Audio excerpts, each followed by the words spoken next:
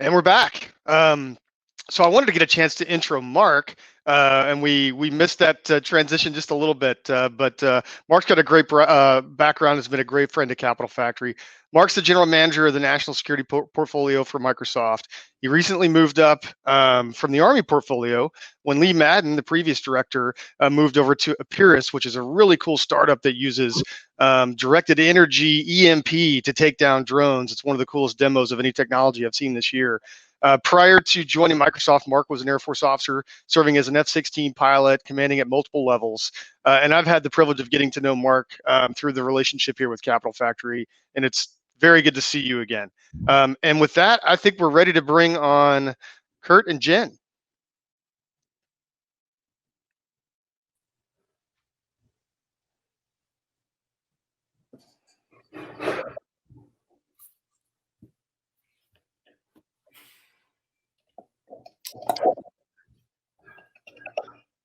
All right. Hi, Kurt. Hi, Jen. I introduced you all earlier from the previous session. So welcome to Virtual Austin.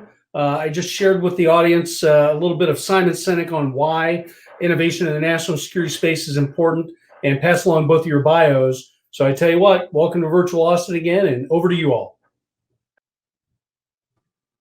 Great. Thank you so much for having us here, Mark and Kevin and Capital Factory and Austin Startup Week. Kurt and I are very excited today to talk to you about how the national security community and industry can learn from each other and what the best practices are for startups.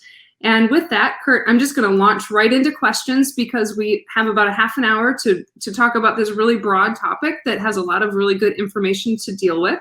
And so the first thing I would like to talk about is that there's sort of three different components to the national security space. We have the government, we have sort of big industry, the people that call the other DIB, the Defense Industrial Base, rather than the Defense Innovation Board. And then there's this smaller community of startups, and whether they're small innovation companies or just small companies that have really cool ideas, sometimes they seem to be at odds with each other. And so what do you think are some of the biggest pain points and maybe some of the best ways for these companies to work together? That's a great question, and I think we could probably use the whole half hour just to talk about the first question. But we especially see this in the work that I've done in the Defense Innovation Board, but also at Microsoft. The level of sophistication on the software side is growing in the Department of Defense and more broadly in the government, but it still has a ways to grow still. And so this ability to one, have a common platform that different applications are built on top of, I think is critical. Having a level of sophistication of what the software development process looks like. And you and I in the past have talked about, software isn't built all at once. The whole notion historically of how acquisition works, where you specify all these different capabilities and say, that's what we want you to go build. That's not really the way that modern software is built. It's you kind of get the platform right. You talk about what the min viable product looks like, and then you iterate and build on top of it. So I think one of the biggest challenges is just this ability to kind of have a common platform, have a common set of tools, and then do an iterative process of getting towards that right solution. And I think that impacts all three of the constituents that you talked about. I mean, if you think about it's very difficult to actually spec that up front of what it's all going to look like. It's just as difficult if you're the startup that's a component provider into that bigger thing. How do you get it all right from the beginning? And so we need to go through and evolve. I think we're starting to evolve. I think there's things like AFWorks and the Defense Digital Service, Kessel Run. I think there's a lot of different initiatives that are going on, which is really exciting to see. But I think we still kind of have a ways to go there. Yeah, I would agree with you. I think that there are challenges. We were talking earlier about the acquisition process in general for the Department of Defense and the national security space, where people tend to be requirements-based rather than result-oriented, or where do we want to achieve? What do we want to achieve? Right. I do think that is starting to change. I think that we're seeing this especially with the IDIQs, which is the indefinite delivery, indefinite quantity contracts, where they're providing the opportunity at the task order level to have statements of objectives rather than statements of work or other types of requirements documents, which is allowing for that iterative process for software development. Yeah, so, I totally agree. And notions like in the acquisition space, OTAs, to be able to be more flexible there as well. I think Ellen Lord's done a great job in terms of kind of driving that innovation. I think innovation going on defense innovation or DUI has also been really important as well, or DIU, in driving that. So thinking differently, Mike Brown there, and thinking differently and really driving that. So I think the right things are starting to happen, which is great to see. I would agree with you. So now, since you're seeing a lot of this with your role in the Defense Innovation Board, and then being a big part of the government as being a part of Microsoft, how do you feel that Microsoft is helping to really bring that startup community into the government and also to help them mature, grow? And are you doing anything internally now that you're really becoming a part of the government with JEDI and other contracts that are out there? Well, I'm not sure we're part of the government per se, but I get the point that you're trying to raise. We are with the JEDI contract in particular, and also we stood up with COVID happening. We stood up something we call CVR, which has been a Microsoft 365 environment for up to 4 million people. And that was kind of a reaction to the fact that, oh my gosh, COVID hits and everybody kind of depends upon being able to come into the office and the Pentagon and other bases to do their work. And all of a sudden now we're in this world where everybody's working from home. So we stood up a commercial environment to be available to everybody super quickly. And the amount of Teams that's being used there, the amount of Outlook, et cetera, has just actually been kind of stunning. And so we've really kind of tried to, or changed to be super responsive. I think the other thing that JEDI for us is, in addition to being compute available to the whole DoD, it sets a platform that you can get startups understanding and figuring out, like, how do I get my software running or my services running on JEDI? And then you can think about selling that to multiple different people or different organizations in a more regular fashion. I don't think cookie cutter is the right word. It's much more around, let's have a starting point and then build from there. So it gets around that issue we've seen about in the past, when you build a software or an online service, you build it once and all the tooling got built over and over again in different ways. And so kind of standardizing that platform is really key. The second thing I would say is we have now built an entire federal organization in recognition of this is going to be a big investment for Microsoft. We realize the intensity with which we need to invest in all the different branches and all the different areas is really very, very challenging. And we need to amp up our game so that we can support it in the way that that we need to. That's both, deliver big things, but it's also deliver those with partners. So if I think about something like IVAS, where it's actually very much integrated startups working with us to deliver that capability. I think that's kind of the way that Microsoft's transforming and thinking about platforms, thinking about delivering with partners as well. And then the final thing I'd say is we also recognize we need to reach out to partners with programs. And so one of the programs that Capital Factory's helped us with is around startups and us bringing them in, finding connections in various places in the DoD, doing things like giving them Azure credits, to get them going on how they move their service to Azure. So we're kind of thinking holistically about the whole problem. I think that it's especially what you were talking about at the beginning, where there's a lot of now commercial activity, more so than there was in the government, where people are working from home and having to find ways to do things differently, whether it's a government employee or whether it's someone who is a contractor supporting the government. Yeah. And even the government's approaching it and accepting, I think, some of the risk that they perceived to be there that may not have been there originally. I think that's totally right. And that this whole notion, until you experience what a commercial environment looks like, both in terms of the responsiveness, but also that there's a lot of work that actually can get done and it doesn't have to be in a secure network, and that you can educate people about what can be done in a commercial network and what needs to be secure. I think there's been a pleasant surprise that this is actually, I know there's been a pleasant surprise. The amount of positive feedback we get is saying, thank you, let's, a modern internet accessible service is a life, godsend to them. And most people don't realize that the cloud is more secure than almost anything with relation to protecting data. And it doesn't have to be classified data, but just the protection itself of that data. No, I think that's so true. Just the fact that you've got, we've got millions and millions of servers around the world, the intensity with which we need to think very holistically about security and making sure that we don't have breaches. It just amplifies it in such an intense way in Microsoft to make sure that that's a secure environment. The other thing that I think is interesting, and this gets kind of back to the work with the DIB, there is a transformation that needs to go on in the security space towards zero trust networking. And this idea that the perimeter, the intranet that you're in, whether it's NIPR or SIPR, whatever network you're on, it's not actually a secure boundary anymore because of the innovation that hackers and cyber threats pose. And so this idea of rethinking your posture around security to be about identity, to be about making sure that the devices that connect into your resources are secure, thinking about least privileged access to make sure that you don't over provision access to your assets. It's a whole transformation, and it's actually something that is actually gaining interest in the DoD. There's a number of pilots going on, and that's exciting to see. And it's critical to go there. That's where the industry is going, and that's where the defense industry needs to go as well. I work mainly in the intelligence community, and I see that the intelligence community is more forward-leaning in a lot of those respects, especially with the cloud. And I think it's probably because they have had a secure cloud capability and a government cloud capability and commercial cloud use for much longer than the Department of Defense has. And one of the things that we uncovered in my company is that when COVID hit, everybody thought the intelligence community was going to shut down. But in reality, what happened is we were developing an application for our client, and we were able to move all of our development to a virtual private cloud that we controlled.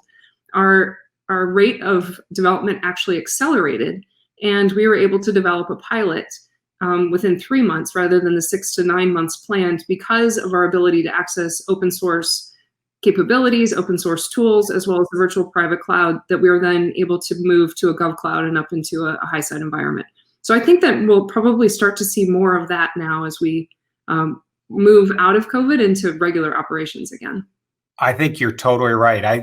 One of the things I did, I took a sabbatical, so to speak, from Microsoft for a while to work on the Obamacare site, healthcare.gov, when it crashed, and the bringing in of people from industry to show how things are modern software development and cloud-based services developed has a transformative effect. I mean, we rewrote the front-end user experience of that very, very quickly and got the site back up and running in a way that it would have been a spec process and a QA process. The old traditional waterfall mechanism, it's just not the way it's done today. So, the Defense Digital Service is an example of taking that kind of people from industry, moving them into the DoD and causing that pollination to happen, which sounds very much like what you're talking about that's going to happen between kind of the intelligence community, seeing what's happening there and applying those practices into the defense industry as well. So speaking of that, we've talked about the cloud a lot. And is there any advice that you would give a startup for how to work within these new infrastructures, infrastructure as a service, even cloud services, in order to be more competitive potentially for the government? Yeah, it's a good question. I mean, I think it's multifaceted. I'd love your opinion on this as well, since you see it and you live it every day. A few things that come to my mind. One, I hope we do get to this point of common platforms. And so I think JEDI will be a common platform. I think Office 365 will be a common platform. Thinking about how you build on top of those platforms, how you leverage the services that exist in that platform versus having to build it all yourself, I think is a critical transformation. And it is different than how you thought about defense, building defense systems in the past. I think there's nothing better than to find all those innovation centers in the DoD, in the different services, and make sure you've got a good relationship with them. We've talked about a few of them here, but there's nothing better than to have connections to all of those players and make sure you know what's top of their mind, what's on their priority list, et cetera. I think that's really key. I think you need to think about spreading your bets. Don't have it all in one place, but rather, multiple oars in the water in various programs, because some of these things take a while to happen. And as you well know, they're not always cases like you just described of being able to stand a system up in 3 months. There's a nurturing process. There's a time when you're not going to hear back and you need to hear back. And so having multiple things and spreading your bets, I think, is really key. The other thing I'd say is just, expectations about the period of time it'll take for your business to come to fruition, how you think about talking to your investors about that period of time and the uncertainty that they're going to go through. And the parallel to that, thinking about, do I want to be purely defense oriented, or do I want to have a balance, a foot in the commercial space and a foot in the defense space as well? So those are a few things. I'd love to hear, kind of your thoughts as well. So I truly believe that as a startup, because the company that I'm in, we've been in business just a little over a year, and it's a matter of, I think the government really wants to see non-proprietary platforms, whether it is a service, whether it's software, whether it is something else. You can have a unique capability, but they want you to be able to have an open API and open ability to integrate with everything else, because we want to get away from these stovepipe systems. And I think they want people to develop capabilities that can be hybrid cloud, multi-cloud, because different classifications, different architectures are built on different cloud platforms right now. And we may get to that common platform that you're talking about, whether it's even in the Air Force or the DoD now with Cloud One and Platform One. There's still isn't having the name one does not mean that it is a single provider. It means that it is a common understanding and a common lexicon and a common platform that has multiple uses and multiple partners in it. And I think there needs to be an understanding that that is truly what they mean in order to achieve the mission accomplishment that they want. No, I think that's totally true. We're in a point in this industry where there's a lot of innovation going on across multiple platforms, and being able to balance that out and how you think about the investments, I think, is absolutely critical. I also think it helps you in thinking about your own componentization of what you provide, because I think you'll find that, whether it's an AI algorithm or whatever it is within your system may be of use in other places. And if you've componentized that correctly, being able to spin that out is really key. It's kind of if we think about Azure services, we think of them as components and building blocks that you can use to build new things, not just the thing you initially intended. Right. And I think that if people look at this from how do people typically develop commercial systems, they look at it from how many different verticals can they impact. It's not, I'm going to stick in this one specific vertical. And I think we need to start looking at that from the national security side.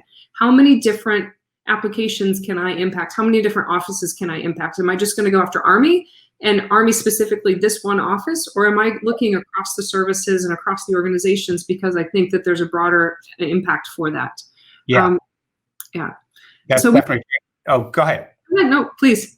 I was just going to say, I think it also, if I think about what Microsoft, the opportunity that we can provide, that also means that talking with us about the set of things that we're hearing from the defense, different parts of the defense organization, and seeing that, doing that pattern matching of finding out, and having that dialogue together, saying, there's this kind of this project we're just seeing emerge here. How do we use what you've done here and apply it over here as well? And so I think that it's another opportunity in terms of the partnership. I would completely agree. So we do have a question from the group, and the question from Brian Cook says, doesn't the acquisition system in and of itself need a revolution rather than an evolution in what we're seeing? What do you think? Whoa, that's a tough question. I think it depends. I don't want to dodge the question, but I think it depends upon what you think a revolution is. If you think about where they've come, just with some of the innovative contracting things that we talked about here, that has opened up such a flow of new innovation. I think that's a revolution. On the same point, getting to his precise question, though, there are still too many programs. I think people in acquisitions would probably say the same thing. So I don't want to speak for them. I think there are still too many programs that are too waterfall, that are too intensively spec'd versus being kind of, here's the min viable product and here's what we want to build on top of it.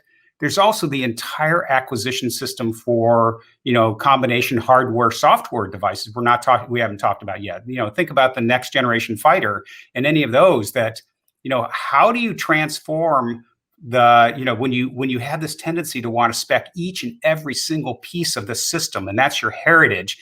How do you do a partnership with a commercial organization like SpaceX where they're about saying, we know how to build these things, and we're putting all the innovation we have in industry, and we want to have more of a partnership there. So I guess in that sense, I'd say I think there's some kernels of revolution going on, but I think there's a lot more to do. And I think it's only through that sympathetic, kind of cycle of seeing what innovation can do that you're going to start informing, the bulk of the acquisition, which still happens in a very traditional manner. And then the final thing I'd say is it's not just something for the Department of Defense itself. You have to recognize that the way it interacts with Congress on appropriations has to change as well, because so often the specifications and we'll give you this amount of money relative to having this particular things delivered actually goes back to how the funding happened too. So it's definitely got to go all the way back there as well. So I will add to that. I think that there's another piece that a lot of people forget, and it has been one of the focus areas for the Defense Innovation Board, and that is educating people on digital literacy. And that's not just the people that are developing software, it's the people that are writing requirements, it's the people that are doing the contracts, it's everybody in the acquisition lifecycle of a program. Because if you have software developers who understand software development and they're digitally literate, but you have a contracting officer who only understands how to contract based on a large acquisition program, you can't ever meet in a place that is mutually beneficial. You're going to end up with waterfall because that's all the contractor knows how to do. So we have to look broadly at how do we do talent development to make everybody in the government digitally literate. I couldn't agree with you more. And I actually don't have a lot to add on to that because I think you said it so well. The only thing I would say is the one thing I've been passionate about, which I think many people can in this audience potentially as well. This notion, one of the things that helped when we were fixing healthcare.gov was this notion of having a set of people from industry essentially be a trusted advisor to leaders in various places, in this case, in HHS. And the idea there is if they can have somebody they can bounce ideas off of and can respond to what's going on and say, that's not exactly how we do things in industry. And let me tell you why it's not going to quite work out the way you think it is. That can be such a powerful relationship to cause that transformation to happen. Oftentimes we talk about, we've got to increase the level of digital literacy across all of these areas. And only when that happens are we going to make progress. It is going to be a little bit of an evolution. We're going to have those kernels or those, shards of light that are going to start beaming in various places. And then we're going to see that transformation. And I think we're already seeing kind of some of the shards of light coming through.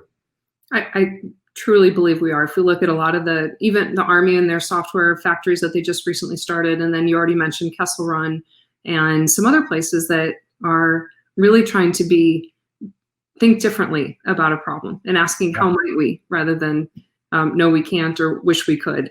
Yeah, totally agree with that. All right, here's another question we have from Bill. Have you heard about intrinsic security? It's a concept VMware is promoting, and its goal is supposed to provide security across types of data centers, public, private, and specialized, that won't need app security. Microsoft and AWS are supposed to be on board. That's one I'm actually not that familiar with, so I'm going to have to figure out. I'll look into it and see what it's all about. Just trying to think of the concept there. Yeah, I don't know whether it's a containerization concept or what, but I'm going to look into it. Yeah, me too. All right. Sorry, Bill, we can't answer your question, but we'll move on to another one. One of the questions was, and this is sort of just a thought piece, is with all of the common platforms that are starting to be developed, with Cloud One, Platform One, the software factory that the Army's developing, as well as the ECMO office. Do we think that the platforms will consolidate across services, and how do we think that will happen, or where it will be? Joint Forces Command, is it Army Futures Command? Is it going to be the Joint AI Center? From your position in the DIB and looking at this sort of broadly across the defense space, what do you think is going to happen? I think it's an open question right now. I think you're going to have innovation going on in each of the branches and each of the departments within the branches. And my hope would be that people are going to find the points of connection and say, hey, if we got together, we could build something even more impactful if we had that consistency. And to be honest, unless they do that, they're never going to get to a level of efficiency that they would aspire to. If you think about, I mean, I'll just take the example of Microsoft. We have one ERP system across our entire business. If you looked at the comparison of what exists within, the branches, the forces today, there are just a multitude of them. And so this ability to track performance and contracts across all of those is just a daunting task. And it's going to require, people coming together and having a little, and I first should say is I'm not an expert in DoD, so I'm really saying based on the observations I've had, but there is this defensiveness that I perceive at least of like, and we see it in industry too, I have to admit. If I've got everything under my control, then I know I don't have this dependency on somebody else, and therefore my life can be more secure, I can plot my own course, et cetera. And there's a codependency that has to come across these things if you're going to build something bigger.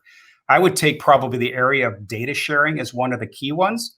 Imagine if the ability for, the Army to share information with the Navy, share information with the Air Force and the Space Force moving forward.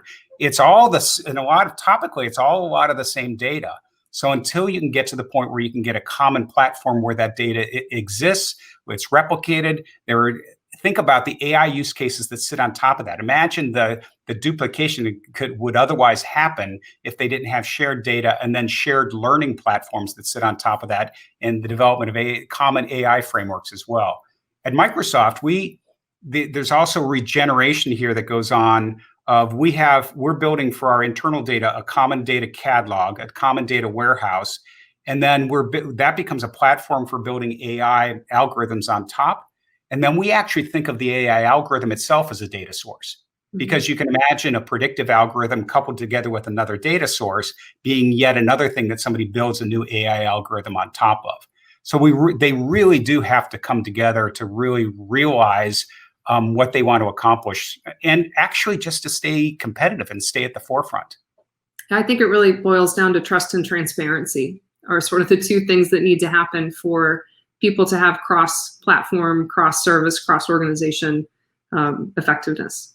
Yeah, exactly. And it's the common mission. And so if you can get past that, and industry has this trouble too. So it's not just a defense issue, but it's really going to hold things back unless this can happen. So I think we have time for one more question. And so the last question is from Kevin. And what are the biggest challenges to innovation adoption from a human capital perspective, do you think? And what might we fix it? Yeah, I'd love to your perspective as well, since you've spent a bunch of time in this space. I think the digital literacy is a big piece of it.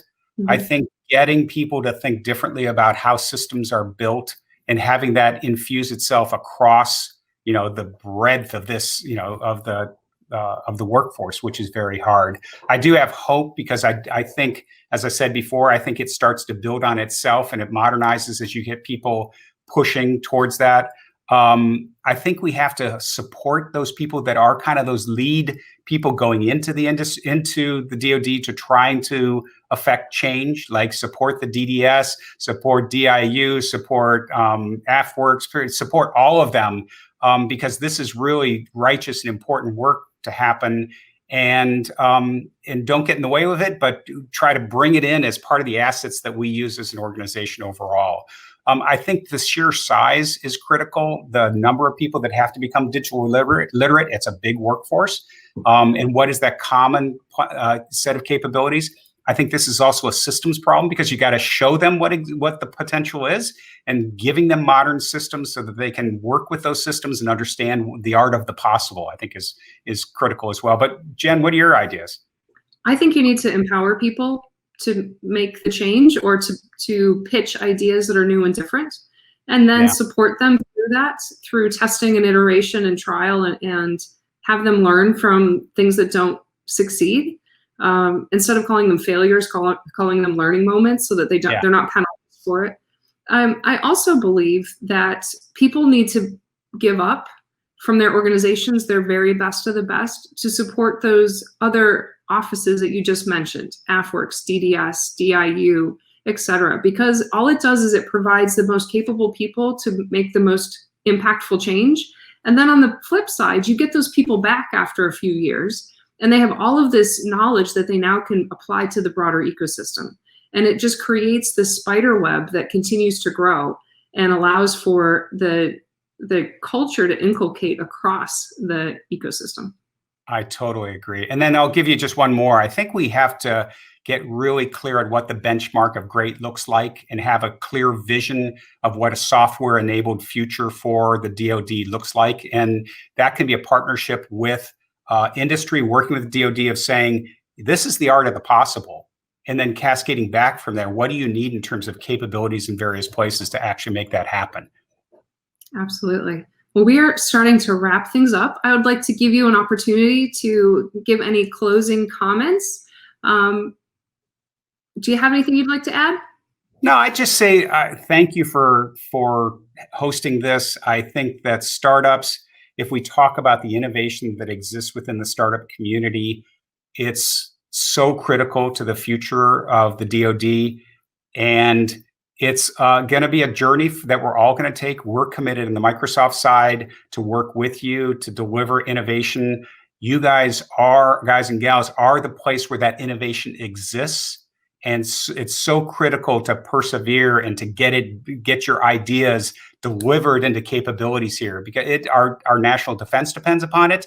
And I can also say from personal experience, the pride that you feel of having that impact in a public service to actually use your capabilities in the development space for good is it's so rewarding. So an exciting future ahead for all, I think. I will just echo that and say that it's not easy being in the space myself, but Right. It's extremely rewarding, especially when you find those other companies that you partner with that share the same values that you do, and you realize that you're moving for the same goal and that you have everybody's best interest in mind, and it's not about necessarily the bottom line, but it's about making mission impact. Totally couldn't say it better. All right, well, we are closing up on our 30 minutes, and thank you, Kurt, for being here today. Thank you to Microsoft. Thank you to Capital Factory and Austin Startup Week for a great time. And Kevin, I was just about to call you back up. Here you are. And here I am. Yeah, thanks to both of y'all. Kurt, it's great to see you again. I know you were here back in February for the Defense Innovation Board meeting, right before Before everything changed.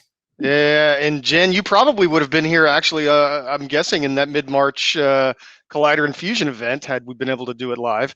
But anyway, it's so fantastic to see both of you guys again. Thank you. A couple of takeaways for me. The cloud is the most secure way to store and access your data, but it doesn't seem like that's the way that the systems-driven, the government systems, industry sees that. And then, the revolution, if it's going to happen in the acquisition system, is going to rely on two things that I don't think are in the acquisition system at all, which you guys touched on. It's appropriations and it's people. Those are really what's going to ultimately fix and get us over the hump. So, I will say adieu to you. Thank you for joining me. And here at the Virtual Center for Defense Innovation today. And for our audience, it's time to transition to networking over in Hopin. To network with other attendees, press the networking icon on the left-hand side of your screen. You will be randomly paired with another attendee, and you'll have 5 minutes to chat with one another. If you'd like to continue the conversation after the session, just click the connect button at the bottom of your screen. And if both people connect, then you'll receive an email from Hopin that will actually connect you together, and you will have a new friend. So after that, we'll go into a brief break, and then we'll be back in about 15 minutes. So thanks, everybody, for joining us.